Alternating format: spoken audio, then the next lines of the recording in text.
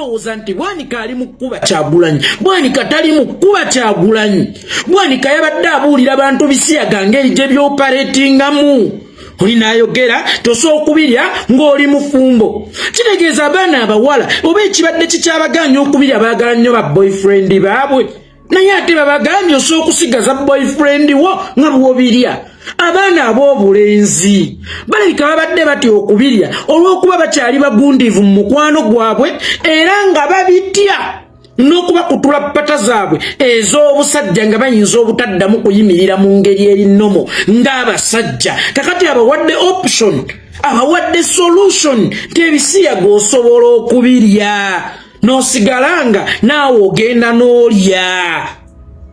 Bakoze okoza naawe omuwala bakoze okoza temutya byangu nnyo osobola kubibeeramu ng'oli tusimu cards okola eno n'eri nga mulimu ebyo ebyekisiru ku radio ya Buganda, ku radio ya nnyinimu, ku radio ya Buganda nga ku mulimu kusomesereza abaana ba Buganda enkozesa y'Ebisiyaga. Bwanika n'atuula nga yenna agadadde n'agamba nti bangi beekweka ndi mufumbo ate gwe toli mufumbo naye abasiyazi basobola okubeera abafumbo ng'ate basiyazi. Mwe mwerabidde nti omusajja tali mu kkuba Kyagulanyi, omusajja ali mu kupromotingira Bisiyaga ku radio ya Buganda.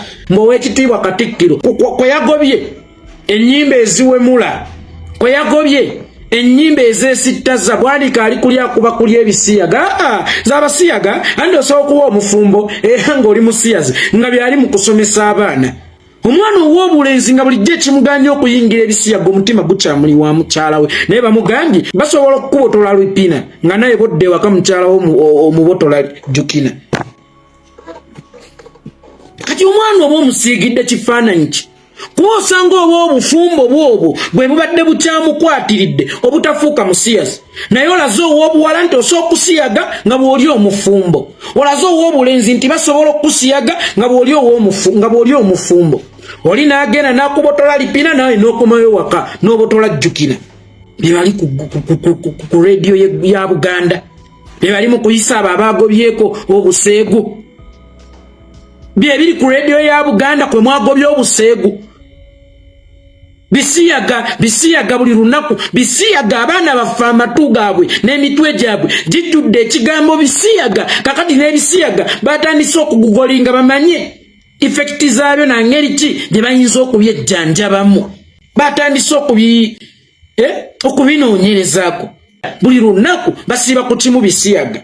CBS ekubawala mu byalo yonna abasiyazi batuuka dda. Naye ng'oli ku radio ya Buganda kwoyogerera Ebisiyaga enkyomujega najja n'asimba ebinnyo nti tukooye obuseegu e Buganda.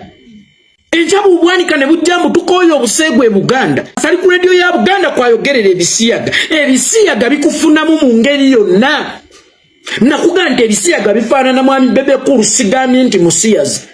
Ne Bebekulu ye musajja yakolanga amawulire mu ngeri zonna oba malungi oba mabi azironga azigamuwandiiseeko. Kakati by'Ebisiyaga bw'aba Bebekulu asobola okulinnya ku mmeeza ya Nnaabagereka ekivumirirwa e Buganda naye ng'agirinnyeeko mawulire kumuwandiikako mu ngeri yonna.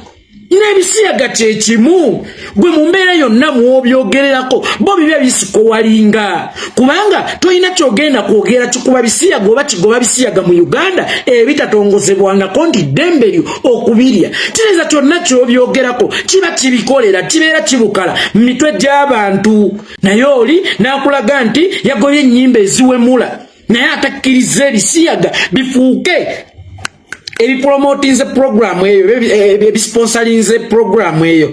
Ebisiyaga biyitire ku radio ya Buganda nga kwe boogerera Ebisiyaga kigambo Bisiyaga n'engeri gye babiryamu. Ku radio ya Ssaabasajja Kabaka nga kwe munnyonnyola generation bute Ebisiyaga we byopaletinga.